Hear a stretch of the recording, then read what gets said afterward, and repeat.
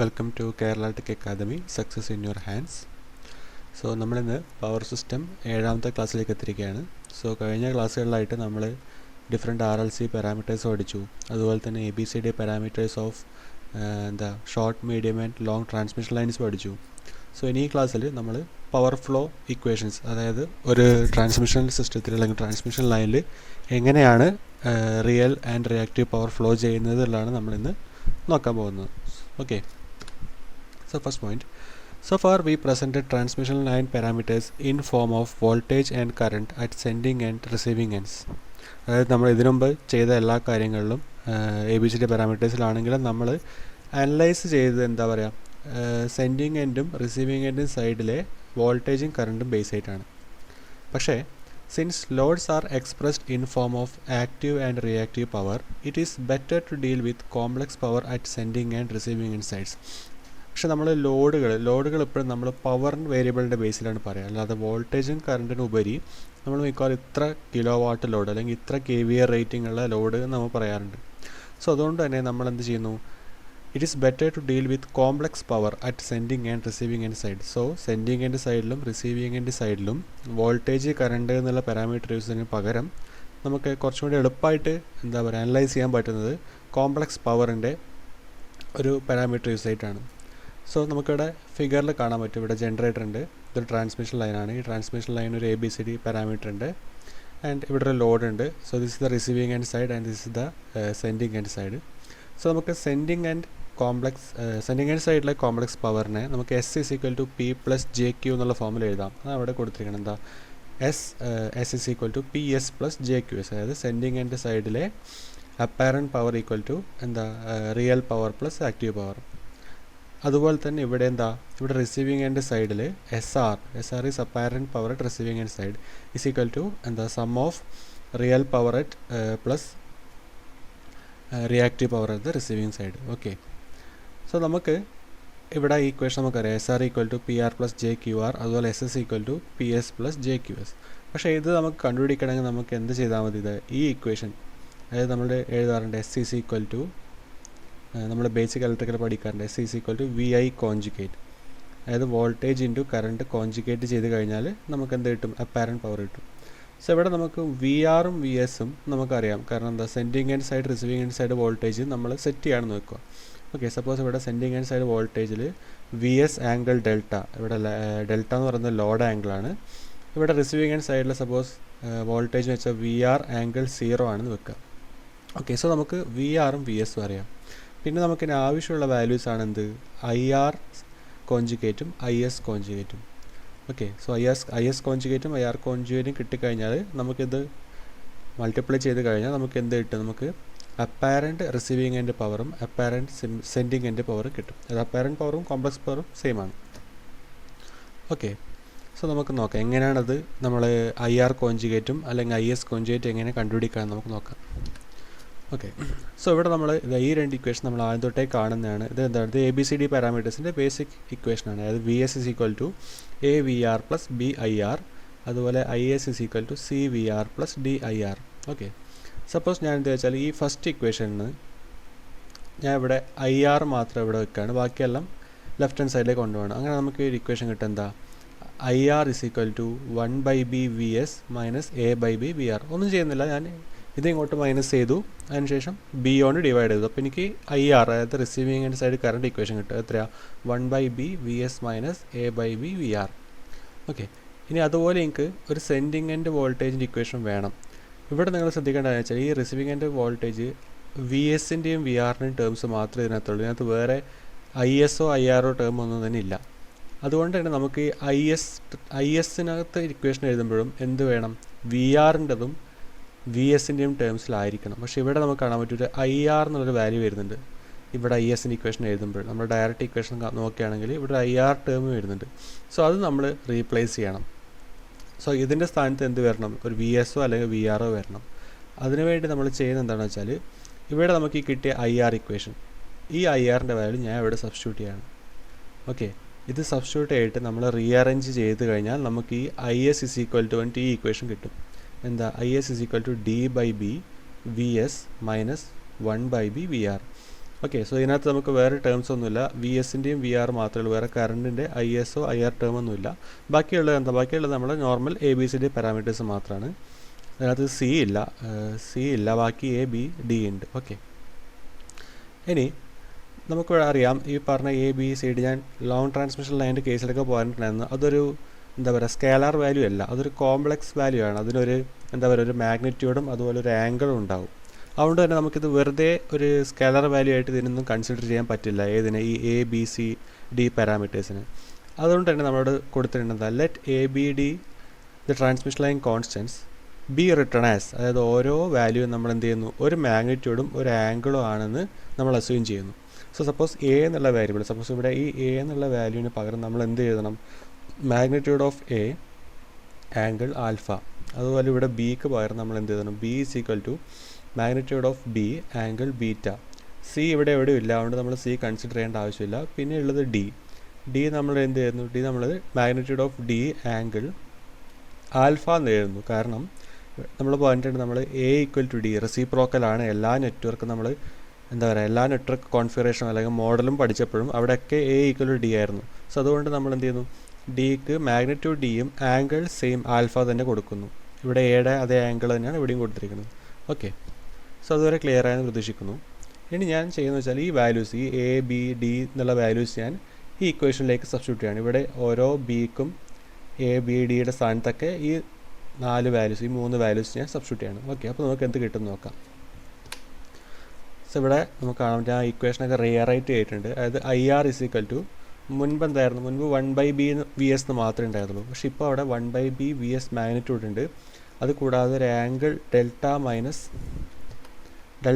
Beta ഉണ്ട്. Delta എവിടെ നിന്ന് വന്നു, വി എസ് എന്ന് വെച്ചാൽ നമുക്കറിയാം എന്താ, വി എസ് നമ്മൾ ഈ ഫിഗറിൽ കൊടുത്തിട്ടുണ്ട്, വി എസ് ആംഗിൾ ഡെൽറ്റ എന്നായിരുന്നു. സോ ഇവിടെ ഈ വി എസിന് സ്ഥാനത്ത് വി എസ് ആംഗിൾ ഡെൽറ്റ എന്ന് വരും.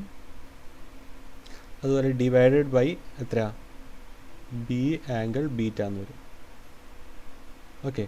സോ ഈ ആംഗിളുകൾ നമ്മൾ ഡിവിഷൻ വരുമ്പോൾ എന്ത് വരും, മൈനസ് ആവും. സോ ഡെൽറ്റ മൈനസ് ബീറ്റ എന്നുള്ളത് ന്യൂമറേറ്ററിൽ പോകും. ന്യൂമറേറ്റർ ഡെൽറ്റ മൈനസ് ബീറ്റ ഇതിൻ്റെ ടോട്ടൽ ആംഗിളായി. ബാക്കി ഇവിടെ വാല്യൂ എന്താ, V S by B. So അതാണ് ഇവിടെ കൊടുത്തിരിക്കുന്നത്, V S by B angle of delta minus beta. So അതുപോലെ നമ്മൾ ഈ ഇക്വേഷൻ ഉണ്ടായിരുന്ന എല്ലാ ടേമുകളും നമ്മൾ മാറ്റി എഴുതി ഈ 2 ഇക്വേഷൻസ് നമുക്ക് കിട്ടി. അതായത് എന്താ, ഐ ആറും ഐ എസും, ഈ 2 ഇക്വേഷൻസ് നമുക്ക് കിട്ടി. ഇൻ ടേംസ് ഓഫ് ഈ ഒരു ആൽഫ ബീറ്റ ഒക്കെ ഉണ്ട്, നമ്മളെ ഡെൽറ്റ ഒക്കെ ഉണ്ട്. ഓക്കെ. സോ നമുക്ക് ഐ ആറും ഐ എസും കിട്ടി. ഇനി നമുക്ക് എന്താ വേണ്ടത്, ഇനി നമുക്ക് വേണ്ടത് ഇതിൻ്റെ കോൺജുഗേറ്റ് കണ്ടുപിടിക്കണം. അതായത് ഐ ആർ, ഇവിടെ ഐ ആർ ഈ കോൺജുഗേറ്റും അതുപോലെ ഐ എസ് കോൺജുഗേറ്റും കണ്ടുപിടിക്കണം. സോ അത് ചെയ്യാൻ ഒന്നും ചെയ്യാനില്ല, വളരെ സിമ്പിളാണ്. എന്താ ചെയ്യുക, ഈ ആംഗിളിന് ശേഷം വരുന്ന വേരിയബിൾസിൻ്റെ സൈനുകൾ അങ്ങോട്ടും ഇങ്ങോട്ട് മാറ്റുക. സപ്പോസ് ഇവിടെ ഡെൽറ്റ മൈനസ് ബീറ്റ ആണെങ്കിൽ ഇതിൻ്റെ കോൺജുഗേറ്റ് എടുക്കുമ്പോൾ ഇവിടെ എന്ത് വരും, ഇവിടെ ബീറ്റ മൈനസ് ഡെൽറ്റ എന്ന് വരും. അതുപോലെ ഇവിടെ ആൽഫ മൈനസ് ബീറ്റ ആണെങ്കിൽ ഇതിൻ്റെ കോൺജുഗേറ്റ് എടുക്കുമ്പോൾ ഇത് ബീറ്റ മൈനസ് ആൽഫ എന്ന് വരും. വേറെ ഒരു ചേഞ്ചും ഇല്ല. ഈ ഒരു ഇതിൻ്റെ സൈൻ ചേഞ്ച് ആവും, ഈ ഒരു ആംഗിളിനകത്തുള്ള വാല്യൂസിൻ്റെ സൈൻ മാത്രം ചേഞ്ച് ആവും. ഓക്കെ. സപ്പോസ് ഇവിടെ ആണെങ്കിൽ ഇത് alpha minus delta plus beta, അതുപോലെ സൈൻ ചേഞ്ച് മാത്രമേ ഉണ്ടാവുള്ളൂ ഈ ആംഗിളിനകത്ത്. സോ നമ്മൾ ഈ I R conjugate I S conjugate നമുക്കങ്ങനെ കിട്ടി. ഓക്കെ. ഇതിന് ആംഗിളിനകത്തുള്ള സൈൻ ചേഞ്ച് വരുത്തിയതിന് ശേഷം നമുക്ക് കിട്ടുന്നതാണ് ഐ ആർ കോൺജുഗേറ്റും ഐ എസ് കോൺജുഗേറ്റും. ഇനി നമുക്ക് എന്താ വേണ്ടത്, ഇനി നമുക്ക് റിസീവിങ് ആൻഡ് കോംപ്ലക്സ് പവറും സെൻഡിങ് ആൻഡ് കോംപ്ലക്സ് പവറും കണ്ടുപിടിക്കണം. അതിനുവേണ്ടി എന്ത് ചെയ്യും, നമ്മൾ റിസീവിങ് ആൻഡ് കോംപ്ലക്സ് പവറാണ് നമ്മൾ ഈ ഐ ആർ കോൺജുഗേറ്റ് എന്നുള്ള വാല്യൂവിൻ്റെ കൂടെ വി ആർ കൂടി മൾട്ടിപ്ലൈ ചെയ്യുന്നു. സോ നമുക്ക് ടോട്ടൽ എന്ത് കിട്ടും, എസ് ആർ, ഞാൻ പറഞ്ഞു അപ്പാരൻറ്റ് പവർ അല്ലെങ്കിൽ complex power at receiving and is equal to എന്ത് വെച്ചാൽ മൾട്ടിപ്ലൈ ആണ്, വി ആർ വെച്ച്, അതായത് വി ആർ ആംഗിൾ 0 ഇൻറ്റു ഈ ഒരു ഹോൾ ഐ ആർ കോൺജുഗേറ്റ് എന്നുള്ള വെച്ച് നമ്മൾ മൾട്ടിപ്ലൈ ചെയ്യുന്നു. സോ നമുക്കിവിടെ കാണാൻ പറ്റും എന്താ, ഇവിടെ ആൽഫ മൈനസ് ബീറ്റ ആയിരുന്ന വാല്യൂ, അത് നമ്മൾ കോൺജുഗേറ്റ് എടുക്കുമ്പോൾ ഇവിടെ ബീറ്റ മൈനസ് ഡെൽറ്റ ആയി, ഡെൽറ്റ മൈനസ് ബീറ്റ ആയിരുന്ന ഇവിടെ വാല്യൂ കോൺജുഗേറ്റ് എടുക്കുമ്പോൾ ബീറ്റ മൈനസ് ഡെൽറ്റ ആയി. അതുപോലെ തന്നെ ഇവിടെ ആൽഫ മൈനസ് ബീറ്റ ആയിരുന്നു, ബീറ്റ മൈനസ് ആൽഫ ആയി. ഓക്കെ. സോ നമുക്ക് ഇങ്ങനെ ഒരു ഇക്വേഷൻ കിട്ടിയത് വി ആർ മൾട്ടിപ്ലൈ ചെയ്തപ്പോൾ V S V R by B angle beta minus delta minus A by B, ഇവിടെ ഒരു വി ആർ ഓൾറെഡി ഉണ്ടായിരുന്നു. സോ ഇത് ഇങ്ങോട്ട് വരുമ്പോൾ വി ആർ സ്ക്വയർ ആയി, V R square angle beta minus alpha. Okay. So ഇങ്ങനെ equation കിട്ടി. ഇനി അതുപോലെ നമ്മൾ സെൻഡിങ് ആൻഡ് കോംപ്ലക്സ് പവർ കണ്ടുപിടിക്കാൻ വേണ്ടി എന്ത് ചെയ്യുന്നു, നമ്മൾ ഐ എസ് സ്റ്റാർ നമുക്ക് ഐ എസ് കോൺജുഗേറ്റ് നമുക്കിവിടെ കിട്ടി. ഓക്കെ. അതിനെ നമ്മൾ എന്ത് വെച്ച് മൾട്ടിപ്ലൈ ചെയ്യുന്നു, വി എസ് വെച്ച് മൾട്ടിപ്ലൈ ചെയ്യണം. പക്ഷേ വി എസ് മാത്രമല്ല, വി എസിൻ്റെ കൂടെ എന്തുണ്ട്, വി എസ് ആംഗിൾ ഡെൽറ്റ വെച്ച് നമ്മൾ മൾട്ടിപ്ലൈ ചെയ്യുന്നു. ഓക്കെ, സോ അങ്ങനെ നമ്മൾ ഇവിടെ ചെയ്ത പോലെ ഇതും ചെയ്യുമ്പോൾ നമുക്ക് എന്ത് കിട്ടുന്നു? സെൻഡിങ് ആൻഡ് അപ്പാരൻറ്റ് പവർ കിട്ടുന്നു, വിച്ച് ഈസ് ഈക്വൽ ടു ഈ തന്ന വാല്യൂ. ഓക്കെ, സോ ഇപ്പോൾ നമുക്ക് എന്ത് കിട്ടി? SRഉം SS കിട്ടി, അതായത് സെൻഡിങ് ആൻഡ് കോംപ്ലക്സ് പവറും റിസീവിങ് ആൻഡ് കോംപ്ലക്സ് പവറും കിട്ടി. ഓക്കെ, പക്ഷേ നമുക്കിനി വേണ്ടത് എന്താ? നമുക്ക് സപ്പോസ് നമ്മൾ ബേസിക് ഇലക്ട്രിക്കൽ പഠിക്കുന്ന കാര്യമാണ്. സപ്പോസ് ഇത് റിയൽ പവർ, ഇത് Q റിയാക്റ്റീവ് പവറാണെന്ന് വിചാരിക്കാം. ഓക്കെ, നമ്മളിങ്ങനൊരു സാധനം വരച്ചിട്ടുണ്ട്. എന്താ? സപ്പോസ് ഇതാണ് S active power, apparent power എങ്കിൽ നമുക്ക് ഇത് ഈ എസിൻ്റെ റിയാക്റ്റീവ് പവർ കമ്പോണൻറ്റും ആക്റ്റീവ് പവർ കമ്പോണൻറ്റും കണ്ടുപിടിക്കാൻ പറ്റും. എങ്ങനെയാണ്? സപ്പോസ് ഇത് തമ്മിൽ ആംഗിൾ ഫൈ ആണെങ്കിൽ നമുക്ക് വേണമെങ്കിൽ ഇങ്ങനെ equation Q is equal to എന്തെഴുതാം? S കോസ് ഫൈ എന്ന് എഴുതാം.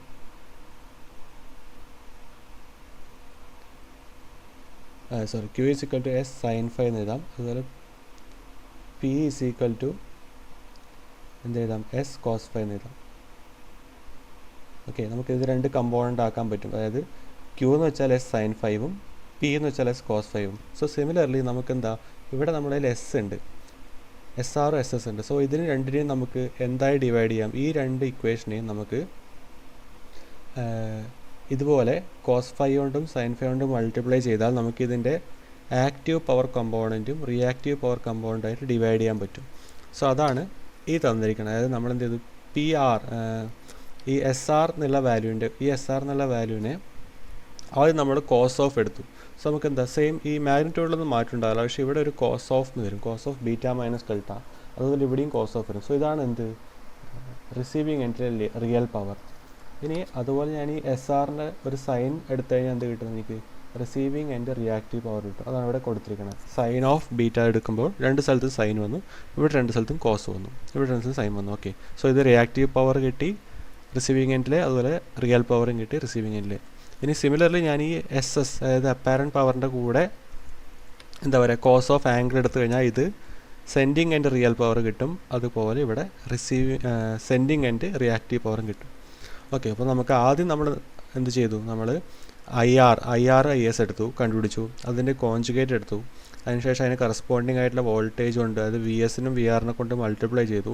സോ നമുക്ക് ടോട്ടൽ അപ്പാരൻറ്റ് അല്ലെങ്കിൽ complex power at sending and receiving and കിട്ടി.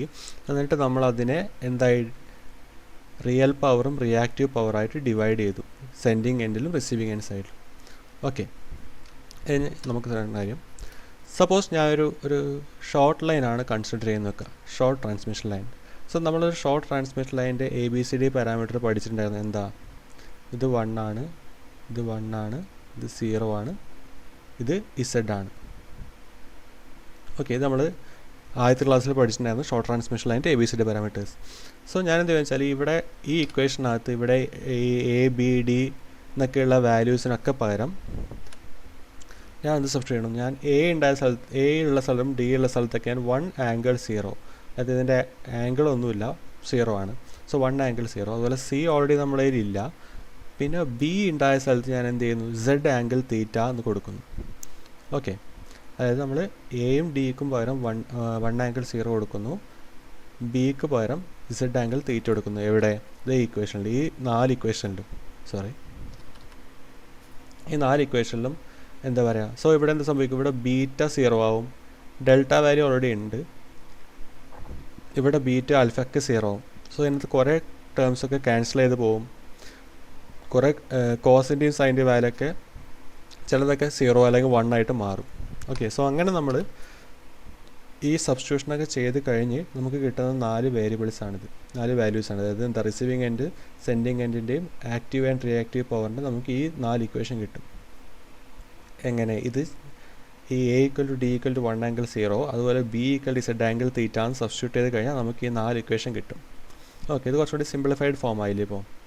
ഓക്കെ, ഇനി നമുക്ക് വേണ്ടത് വെച്ചാൽ നമ്മൾ സപ്പോസ് ഞാനൊരു ലോസ്ലെസ് ലൈൻ കൺസിഡർ ചെയ്യാന്ന് വെച്ചോ. ലോസ്ലെസ് ലൈൻ എന്ന് പറയുമ്പോൾ നമുക്കറിയാം എന്താ? R = 0.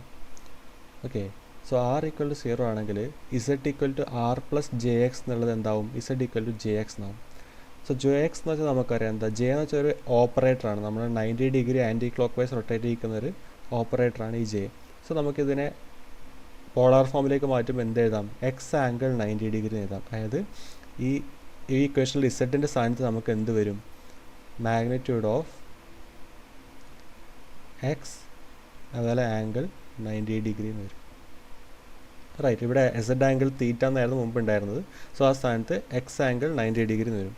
സോ അങ്ങനെ വരുമ്പോൾ നമുക്ക് ഈ റിസീവിങ് എൻഡ് സൈഡിലെ റിയൽ പവർ എന്ന ഇക്വേഷൻ നമുക്ക് ഇങ്ങനെ അത് ഈ ഒരു ഇക്വേഷൻ നമ്മൾ സബ്സ്റ്റിറ്റ്യൂട്ട് ചെയ്ത് കഴിഞ്ഞാൽ നമുക്ക് ഇങ്ങനെ റീറൈറ്റ് ചെയ്യാൻ പറ്റും. എന്താ, P R receiving end side power real power is equal to magnitude of V S into magnitude of V R by X sine delta. It's a very very important equation. നമുക്ക് ഒരുപാട് സ്ഥലത്ത് ആവശ്യം വരുന്നതാണ്, especially stability. ഇതിന് base ആയിട്ട് ഒരുപാട് ചോദ്യങ്ങൾ ചോദിക്കാറുണ്ട് PSCയിൽ. ഓക്കെ, അതായത് നമുക്ക് receiving end side real power എന്ന് പറയുന്നത് magnitude of sending end voltage into magnitude of receiving end voltage by ഈ എക്സ് എന്ന് പറയുന്നത് ലൈൻ റിയാക്റ്റൻസ് ആണ്, into sine delta, where delta is the load angle.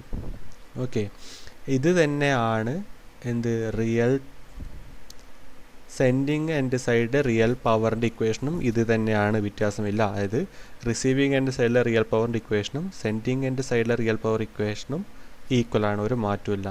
Okay, so equation നിർബന്ധമായിട്ട് പഠിച്ചു വെക്കണം. ഇതുവരെയുള്ള എന്താ പറയുക, ഡെറിവേഷൻ പഠിച്ചില്ലെങ്കിൽ കുഴപ്പമില്ല, ഇതൊന്ന് പഠിച്ചു വെക്കുക.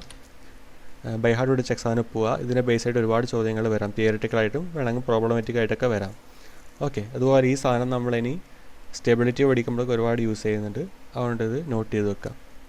സോ നമുക്ക് എന്ത് കിട്ടി, സെൻഡിങ് എൻഡ് സൈഡിലും റിസീവിങ് എൻഡ് സൈഡിലും റിയൽ പവർ കിട്ടി. ഇനി നമുക്ക് വേണ്ട എന്താ, റിയാക്റ്റീവ് പവർ. റിയാക്റ്റീവ് പവർ കണ്ടിക്കാൻ വേണ്ടി ഞാൻ എന്ത് ചെയ്യണം, സപ്പോസ് ഈ സെറ്റിന് പകരം സെയിം ഇതുപോലെ എക്സ് ആംഗിൾ 90 ഇടുന്നു. സോ ഈ തീറ്റ വാല്യൂവിന് പകരം 90 വരും ഇവിടെ. സോ ഇവിടെ നമുക്ക് ഈ ക്യു ആറിൻ്റെ ഇക്വേഷൻ, ഈ ഇക്വേഷൻ നമ്മൾ റീറൈറ്റ് ചെയ്ത് എന്ത് കിട്ടും, Q R is equal to magnitude of V sending end voltage into magnitude of receiving end voltage by X line reactance cos delta minus VR square magnitude of VR whole square by X. So ഇതും ഒരു important equation ആണ്. അതായത് ഒരു ലൈനിലെ reactive power എത്രയാണ്, receiving and സൈഡിലെ reactive power എത്രയാണ്, ഇത് കാണിക്കുന്ന ഒരു ഇക്വേഷനാണിത്. ഇനി സെൻഡിങ് എൻഡ് സൈഡിലെ ഇക്വേഷൻ എന്ന് വെച്ചാൽ വ്യത്യാസമൊന്നുമില്ല, ഇതിൻ്റെ ഒരു മൈനസ് എടുത്താൽ മതി. നെഗറ്റീവ് ഓഫ് ക്യു ആർ എടുത്തു കഴിഞ്ഞാൽ നമുക്ക് എന്ത് കിട്ടി, സെൻഡിങ് എൻഡ് സൈഡിലെ റിയാക്റ്റീവ് പവർ കിട്ടി.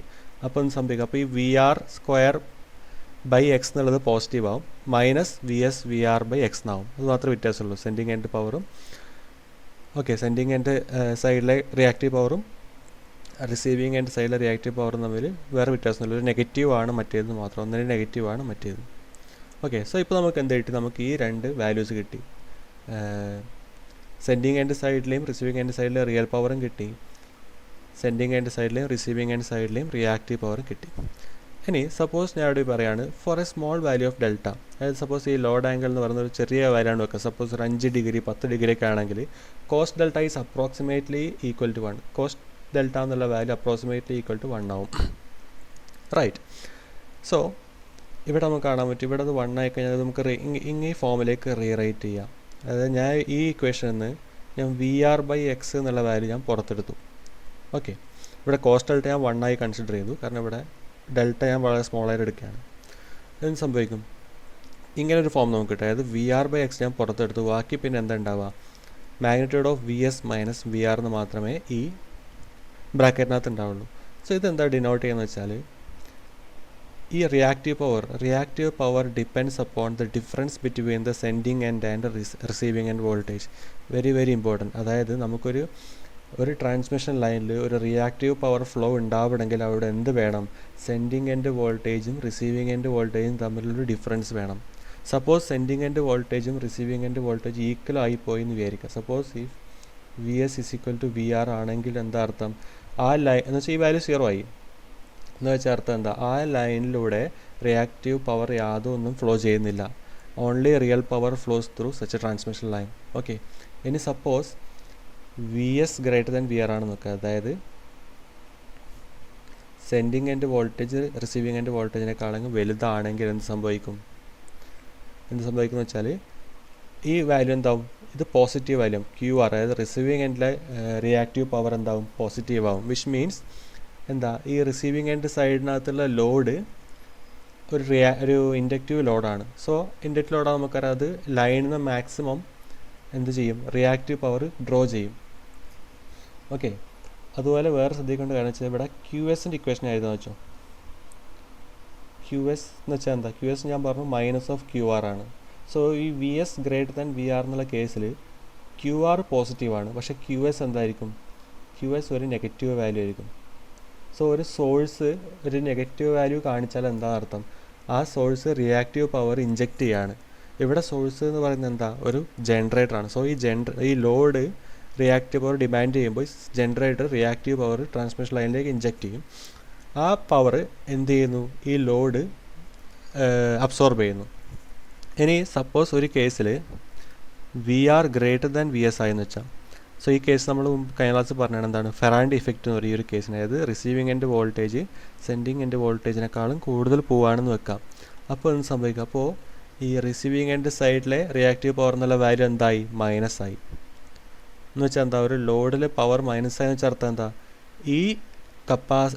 ഈ ലോഡ് എന്താ പറയുക, റിയാക്റ്റീവ് പവർ തിരിച്ച് ട്രാൻസ്മിഷൻ ലൈനിലേക്ക് ഇഞ്ചെക്റ്റ് ചെയ്യണം. അതായത് ഒരു ലോഡ് റിയാക്റ്റീവ് പവർ ട്രാൻസ്മിഷൻ ലൈനിലേക്ക് ഇഞ്ചെക്റ്റ് ചെയ്യാണ് എന്ന് വെച്ചാൽ ആ ലോഡ് എന്തായിരിക്കണം, ആ ലോഡ് ഒരു കപ്പാസിറ്റീവ് ലോഡായിരിക്കണം.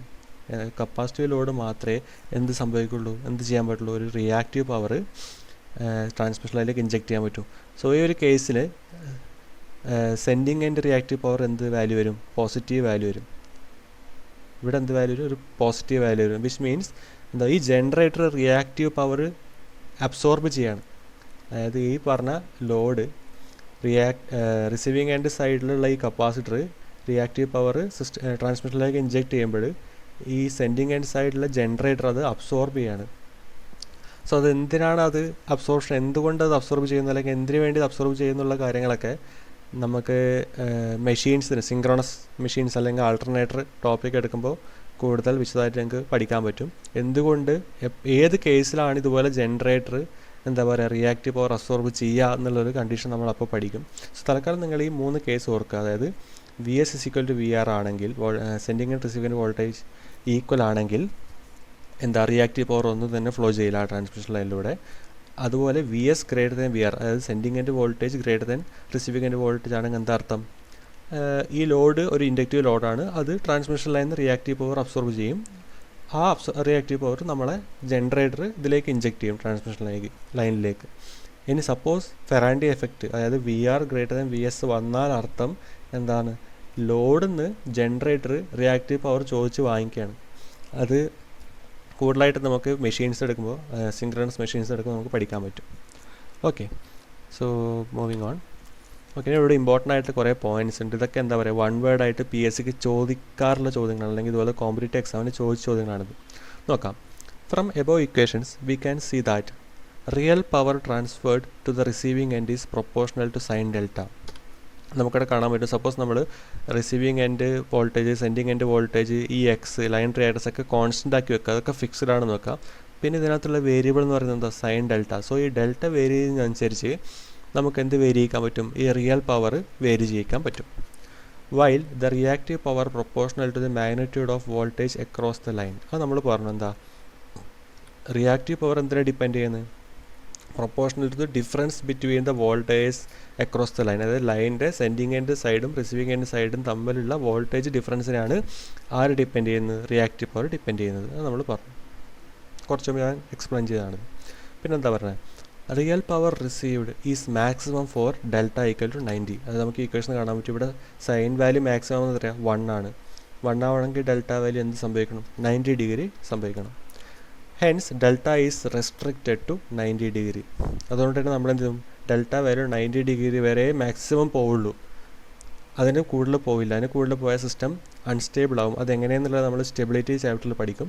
ഓക്കെ, സോ തൽക്കാലം നമുക്ക് മാക്സിമം പവർ എപ്പോഴാണ് സെൻഡ് ചെയ്യുക അല്ലെങ്കിൽ റിസീവ് ചെയ്യുകയെന്ന് വെച്ചാൽ ഡെൽറ്റ ഈക്വൽ ടു 90 ആണ്. അത് ചോദിക്കാറുണ്ട്, ശ്രദ്ധിക്കണം. പിന്നെന്താ, maximum real power transferred for a given line can be increased by raising its voltage level. Okay, so equation നോക്കിയാൽ നമുക്കറിയാം, നമുക്ക് ഒന്നിക്കൽ എന്ത് ചെയ്യാം, സപ്പോസ് എനിക്ക് റിസീവിങ് എൻഡിലേക്ക് പവർ കൂടുതൽ കൊടുക്കണം എന്ന് വെക്കാം. അപ്പോൾ എന്ത് ചെയ്യാം, എനിക്ക് വേണമെങ്കിൽ ഈ 2 വോൾട്ടേജ് ലെവൽസ് ഇൻക്രീസ് ചെയ്യാം. അതൊരു ഓപ്ഷനാണ്. It is from this consideration voltage levels are being progressively pushed up to transmit larger chunks of power over long distance. So ഈ ഒരു ബേസിസിലാണ് നമ്മൾ ആദ്യത്തെ ക്ലാസ്സിൽ പോയിട്ടുണ്ടായിരുന്നത്. നമ്മൾ കൂടുതൽ പവർ ട്രാൻസ്മിറ്റ് ചെയ്യുമ്പോൾ നമ്മൾ എന്താണ് ആദ്യം ചെയ്യുന്നത്, കൂടുതൽ വോൾട്ടേജ് നമ്മൾ ലെവൽ കൂട്ടാണ്. അതായത് നമ്മൾ പറഞ്ഞിരുന്നു നമ്മൾ 11 kVയിലാണ് ജനറേറ്റ് ചെയ്യുന്നത്. പക്ഷെ നമ്മൾ ട്രാൻസ്മിറ്റ് ചെയ്യുന്നത് ഒരിക്കലും 11 kVയിലേക്കല്ല. അത് നമ്മൾ എന്താ പറയുക സ്റ്റെപ്പ് അപ്പ് ചെയ്ത് 220 kV 400 kV അല്ലെങ്കിൽ 765 kV വരെയൊക്കെ നമ്മളത് സ്റ്റെപ്പ് അപ്പ് ചെയ്തിട്ടാണ് നമ്മൾ ലോങ് ഡിസ്റ്റൻസ് ട്രാൻസ്മിഷൻ ലൈനിലേക്ക് അയക്കുന്നത്, ലോങ് ഡിസ്റ്റൻസുകളിലേക്ക് ഇത് അയക്കുന്നത്. സോ അത് എന്തുകൊണ്ടാണെന്നാണ് ഈ പറയുന്നത്. അതായത് അങ്ങനെ ചെയ്യുമ്പോൾ നമുക്ക് എന്ത് ചെയ്യാൻ പറ്റും, കൂടുതൽ റിയൽ പവർ നമുക്ക് ട്രാൻസ്മിറ്റ് ചെയ്യാൻ പറ്റും ഇതുപോലെ വോൾട്ടേജ് ലെവൽസ് കൂട്ടിക്കഴിഞ്ഞാൽ. ഓക്കെ, പിന്നെന്താ പറയുന്നത്, for very long lines voltage level cannot be raised beyond the limits. To increase power transmitted in such cases, the only choice is to reduce the line reactance. This is accomplished by adding series capacitors in the lines. Very important. അതായത് suppose ഞാൻ പറഞ്ഞു നമുക്ക് voltage കൂട്ടിക്കൊണ്ടിരിക്കാം, പക്ഷേ നമുക്ക് voltage ഇങ്ങനെ infinite ആയിട്ട് കൂട്ടാൻ പറ്റില്ല. നമുക്കൊരു ലിമിറ്റേഷൻ ഉണ്ട്. എന്താണ് ലിമിറ്റേഷൻ? ലിമിറ്റേഷൻ എന്ന് പറയുന്നത് നമ്മളെന്താ ഗ്രൗണ്ട് ക്ലിയറൻസ് അല്ലെങ്കിൽ നമ്മുടെ ഇൻസുലേഷൻ റിക്വയർമെൻറ്റ്സ്. സോ നമ്മൾ വോൾട്ടേജ് കൂട്ടുന്തോറും നമുക്ക് കൂടുതൽ ക്ലിയറൻസ് കൊടുക്കണം, കൂടുതൽ ഇൻസുലേറ്റിംഗ് മെറ്റീരിയൽസ് യൂസ് ചെയ്യണം. സോ നമുക്ക് ഭയങ്കര കോസ്റ്റ്ലി ആയിരിക്കും, നമുക്ക് ഒരുപാട് ചിലവുകൾ വരും. സോ അതിന് പകരം നമ്മൾ എന്ത് ചെയ്യും, നമുക്കൊരു ഓപ്ഷൻ എന്ന് വെച്ചാൽ ഈ എക്സ് വാല്യൂ, ഈ എക്സ് വെച്ചാൽ ലൈൻ റിയാക്റ്റൻസ് വാല്യൂ നമുക്ക് ഡിക്രീസ് ചെയ്യാം. സോ ഈ വാല്യൂ ഡിക്രീസ് ചെയ്യുമ്പോൾ ഓട്ടോമാറ്റിക് എന്ത് സംഭവിക്കും, ഈ PR എന്നുള്ള വാല്യൂ ഇൻക്രീസ് ചെയ്യും. സോ നമുക്ക് ലൈൻ റിയാക്റ്റൻസ് റെഡ്യൂസ് ചെയ്യുന്നത് വഴി നമുക്ക് കൂടുതൽ പവർ സെൻഡ് ചെയ്യാം. പക്ഷേ ഒരു ലൈൻ റിയാക്റ്റൻസ് നമുക്ക് എന്താ പറയുക, നമുക്ക് റെഡ്യൂസ് ചെയ്യണമെങ്കിൽ ആകെ ഒരു വഴി എന്ന് വെച്ചാൽ നമ്മൾ കൂടുതൽ കപ്പാസിറ്റേഴ്സ് സീരീസ് ആയിട്ട് കപ്പാസിറ്റേഴ്സ് ലൈനിലേക്ക് കണക്ട് ചെയ്യാമെന്നാണ്. സോ ആ കപ്പാസിറ്റേഴ്സ് എന്ത് ചെയ്യും, ഈ ഇൻഡക്റ്റൻസ് എഫക്റ്റിനെ എന്താ പറയുക ഒപ്പോസ് ചെയ്ത് നമ്മൾ ടോട്ടൽ നെറ്റ് ലൈൻ റിയാക്റ്റൻസ് എന്ന് പറയുന്നത് കുറക്കും. സോ അങ്ങനെ നമുക്ക് എന്ത് ചെയ്യാം, കൂടുതൽ പവർ സെൻഡ് ചെയ്യാൻ പറ്റും. പിന്നെന്താ ഉള്ളത്, the VAR, the lagging reactive power delivered by a line is proportional to the line voltage drop and is independent of delta. ഞാൻ നേരത്തെ പറഞ്ഞ പോയിൻ്റാണ്. എന്താ ഈ ഇക്വേഷൻ നമുക്ക് കാണാൻ പറ്റും, എന്താ ഈ QR reactive power VAR power എന്നുള്ളത് ഡെൽറ്റയാണ് എന്താ പറയുക ഡിപ്പെൻഡ് ചെയ്യുന്നില്ല. കാരണം നമ്മൾ ഡെൽറ്റ സ്മോൾ ആണെങ്കിൽ കോസ്റ്റ് ഡെൽറ്റ അപ്രോക്സിമേറ്റ്ലി 1 എടുത്തു, പിന്നെ ഇവിടെ ഡെൽറ്റ ടേം വരുന്നുണ്ടോ, ഇല്ല. ഈ ഇക്വേഷൻ പഠിക്കേണ്ടത് ഇത് നമ്മൾ അപ്രോക്സിമേറ്റ് ഇക്വേഷനാണ്, നമ്മുടെ അനാലിസിന് വേണ്ടി. ഇതാണ് ശരിക്കും റിയൽ ഇക്വേഷൻ എന്ന് പറഞ്ഞാൽ ഇതാണ് കേട്ടോ. ഓക്കെ, സോ ഈ ടൈമിൽ നമുക്ക് കാണാൻ പറ്റും ഇവിടെ ഡെൽറ്റ ടേം ഇല്ല. സോ ഇതിനാകെ ഡിപ്പെൻഡ് ചെയ്യുന്നത് ഞാൻ പറഞ്ഞിട്ടായിരുന്നു ഈ ഒരു VS - VR എന്ന് പറഞ്ഞ വാല്യൂവിനെ മാത്രമാണ്. ഓക്കെ, പിന്നെന്താ പറയുന്നത്, therefore in a transmission system if VAR's demand of the load is large, the voltage profile at the point tends to sag rather sharply. അതായത് ഞാൻ കഴിഞ്ഞ ക്ലാസ്സിൽ നിങ്ങൾക്കൊരു വോൾട്ടേജ് പ്രൊഫൈൽ പറഞ്ഞിട്ടുണ്ടായിരുന്നു. എന്താ VS = VR ആണെങ്കിൽ ഇത് VS ആണെന്ന് വെക്കാം, ഇത് VR ആണെന്ന് വെക്കാം. ഓക്കെ, അതുപോലെ VSLS കേസുകളിൽ ഫെറാൻഡി എഫക്റ്റ് കേസിലാണ് VS < VR ആയിരിക്കും, ഇത് ഫെറാൻഡി എഫക്റ്റിൻ്റെ കേസിൽ. ഇനി ഒരു ലാഗിങ് ലോഡാണെങ്കിൽ VS VRനേക്കാളും കൂടുതലായിരിക്കും. ഓക്കെ, അത് തന്നെ ഇവിടെ പറഞ്ഞത്. അതെന്താ, നമ്മുടെ ഈ ലോഡ് കൂടുതൽ ലാഗിങ് ആവും തോറും എന്ത് സംഭവിക്കും, അല്ലെങ്കിൽ കൂടുതൽ ഇൻഡക്റ്റീവ് ആകും തോറും ഈ ഒരു ഡ്രോപ്പ് കൂടിക്കൂടി വരും. ഈ ഒരു ലൈനിൻ്റെ സാഗ്, വോൾട്ടേജ് പ്രൊഫൈലിലെ ലൈൻ സാഗ് കൂടുതൽ താഴേക്ക് വരും. സോ അത് നമുക്ക് നെഗറ്റീവാണ്. കാരണം നമുക്കിവിടെ ഒരു സപ്പോസ് ഞാൻ ഇവിടെ 250 വോൾട്ട് സെൻഡ് ചെയ്യുന്ന വെക്കാം. ഓക്കെ, എനിക്കിവിടെ കിട്ടേണ്ട വോൾട്ട് ഒരു 230 ആണ് എന്ന് വെക്കുക. പക്ഷേ ഇത് കൂടുതൽ ഇൻഡക്റ്റീവ് ആവും തോറും ഈ വോൾട്ടേജ് കുറഞ്ഞു പറഞ്ഞൊരു 200 150ലേക്ക് പോകും. സോ അത് നമ്മുടെ ലോഡിനെ നെഗറ്റീവായിട്ട് ബാധിക്കും. സോ നമുക്ക് എന്ത് ചെയ്യണം, നമുക്ക് ഈ വോൾട്ടേജ് പ്രൊഫൈൽ ഒരു പ്രത്യേക വാല്യൂ തന്നെ കീപ്പ് ചെയ്യണം. സോ അങ്ങനെ മെയിൻറ്റെയിൻ ചെയ്യാൻ വേണ്ടി എന്ത് ചെയ്യണം, to maintain a desired voltage profile the VAR, the reactive power demands of the load must be met locally by employing positive VAR generators or condensers.